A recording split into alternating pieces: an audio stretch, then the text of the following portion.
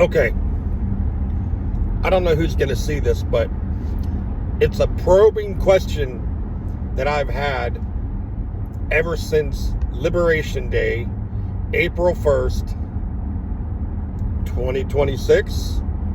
The tariff, the day that the Trump administration unleashed the tariffs. And you have a couple camps, a couple schools of thought. By the way, I make custom hats. This here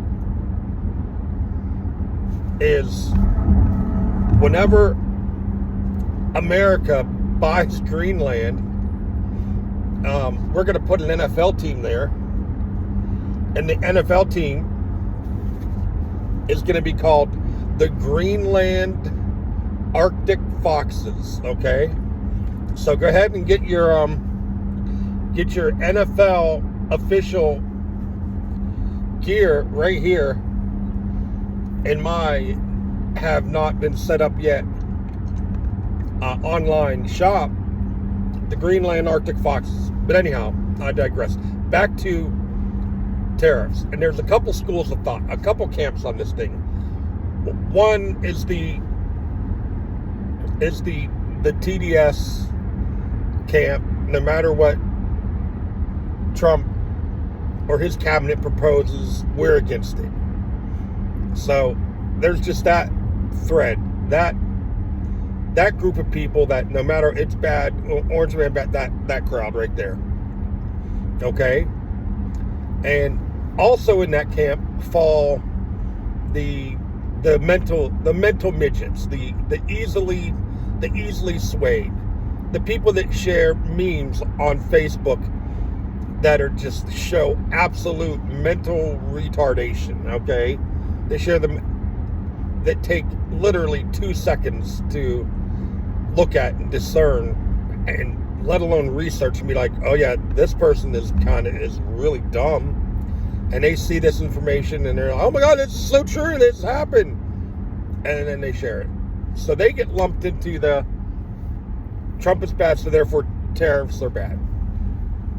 And so now, mind you, I'm just a regular guy. I don't know if tariffs are good or bad.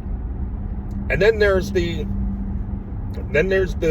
Jewish guy, the Jewish investor, Wall Street, and they're lumped in the same crowd with the I sell stuff in America and across the world, but I get it manufactured in China because it's cheap. It's so cheap, right? And we started doing that, I don't know, back in the day with Richard Nixon saying, here's what we're going to do. We're going to open up the market to China, and then China will buy our stuff. We're going to make them a consumer economy just like our economy. This is going to be great. There's 1 billion Chinamen. They're going to buy American stuff. They're going to buy a Whirlpool dishwasher, and they're going to buy a Ford. Well, guess what? It's been 50 years, I guess 50 years, and China, the Chinamen, they're not buying a Ford. They're not buying a Whirlpool dishwasher. They just don't do it. They're not a consumer. And so the experiment, that idea has failed. It's failed miserably. And so during COVID, and we've known this. Everybody's known this. Like just before the internet, before memes, before social media, all that stuff, right? Social media. It'd be the 80s or the 90s, like, hey, China. You're just talking like a regular person. You're at the diner, you're having a cup of coffee, and you're just talking like, hey, China, man, they're stealing all of our manufacturing things for really, really cheap. And they pay their people a nickel a day, and then they have 1 million Uyghurs in slave labor that they use to manufacture things. That's really bad. What are we going to do about it? So, and then there's this businessman from New York City, a real estate guy, who from the 80s is like, this is really bad. He's at the diner getting a cup of coffee, the whole deal too. Be like, this is really bad. How can we stop this? Well, one day he becomes the president. Well, in that same time era, we have this thing called COVID. And then everybody goes from, oh, to China, they manufacture everything really cheap. Cheap labor, blah, blah, blah. But we get things for cheap, blah, blah, blah. This is really bad. This is bad for us. Oh, my goodness. By the way, our Rust Belt it's a Rust Belt now. Now it's no longer a Rust Belt, but it's actually a fentanyl belt. Because everybody who used to work in the factories and all this stuff, now they're so depressed, they just get high on heroin and fentanyl instead. We should do something about that. Maybe it'd be nice if instead of having a needle sticking out of his arm, Johnny could go back to the factory. What can we possibly do? So COVID comes along, right? And then we're like, oh my gosh, we get everything from China. We can't make a damn thing ourselves here. We can't even make medication. We need China to do it. Oh my goodness. If China says you're a bad boy, we can't even treat grandma's staph infection in her toe. And I don't know if that's actually, I don't know if we can treat a staph infection without, but you get the point. We can't make steel, we can't make jack crap without China.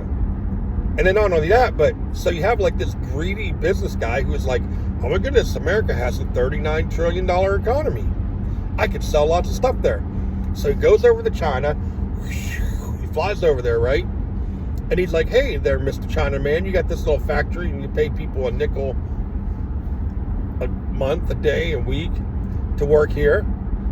And so can you make this little gadget that I got? It's a diggly-doo. And they're like, oh yeah, sure, I can do that for you. And they're like, okay, great. Here's all the plans, the blueprints, the all the ins and outs of the giggly gaggly do. And then China starts making it. And then they put a stamp on it, boom. And then you go buy it and you're like, oh, well, this product, it's a name brand product from America, I presume, but it's made in China. But here goes the thing. They start making it in China, and then China's like, you know what? Then they're like, I didn't know how to make this before. All I knew how to make before was rice and gunpowder. Now I know how to make this thing. So basically it's called they steal intellectual property. So these rich guys who wanted to have a cheap manufacturer, then in China they're like, oh, I open my new factory.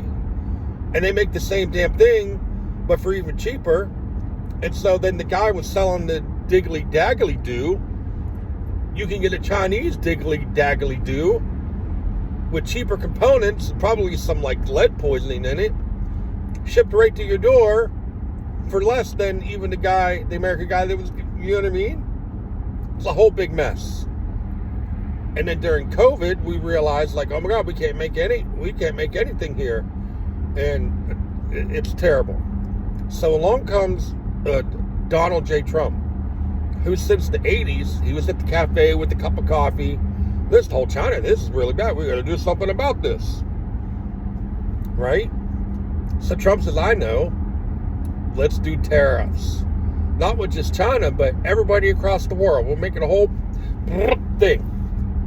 Whether you agree or disagree, I don't know. It's up to you.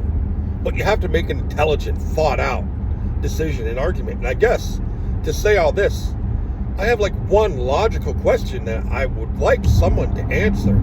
Someone in the know. One of these Jew guys or the manufacturing guy who sends the stuff to China to be made. I'm a free market guy. I'm a free market capitalist. You're not really a free market capitalist. You're an opportunist. And you don't care that all of middle America can no longer manufacture. You don't really care.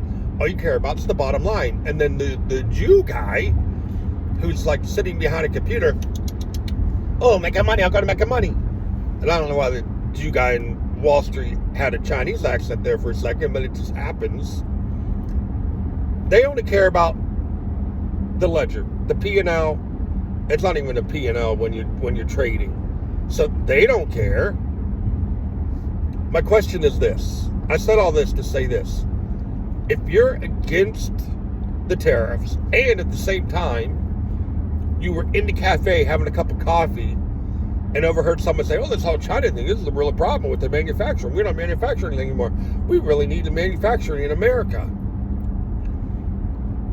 If you're against the tariffs, what is the alternative? I haven't heard the alternative.